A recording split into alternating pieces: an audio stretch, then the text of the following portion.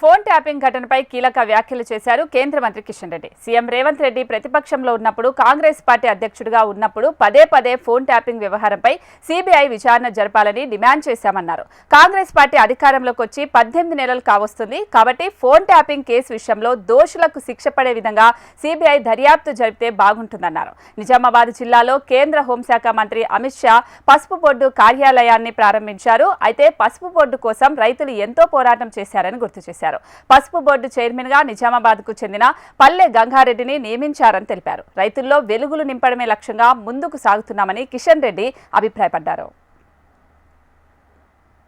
తెలంగాణ ముఖ్యమంత్రి అయినటువంటి రేవంత్ రెడ్డి గారు ప్రతిపక్షంలో ఉన్నప్పుడు, కాంగ్రెస్ పార్టీ అధ్యక్షుడిగా ఉన్నప్పుడు వారు పదే పదే ఫోన్ ట్యాపింగ్ కేసు విషయంలో సిబిఐ దర్యాప్తు జరగాలని వారు పదే పదే డిమాండ్ చేశారు. కాబట్టి కాంగ్రెస్ పార్టీ నాయకులు సిబిఐకి నేరుగా దీని మీద దర్యాప్తు చేయాలని చెప్పి ఉత్తరాలు రాశారు. కాబట్టి ఈరోజు వారు అధికారంలోకి వచ్చి 18 నెలలు కావస్తుంది. కాబట్టి ఇప్పుడు ఫోన్ ట్యాపింగ్ కేసు విషయంలో మరింత సమర్థవంతంగా దోషులకు శిక్ష పడే విధంగా ప్రజాస్వామ్య వ్యవస్థను కాపాడుకోవాలంటే మరి ఈరోజు సిబిఐ దర్యాప్తు జరిపితే బాగుంటుందనేటువంటి విషయం మనవి చేస్తా ఉన్నాను. ఎందుకంటే ఆ రోజు ఫోన్ ట్యాపింగ్ చేసింది పోలీస్ వ్యవస్థని.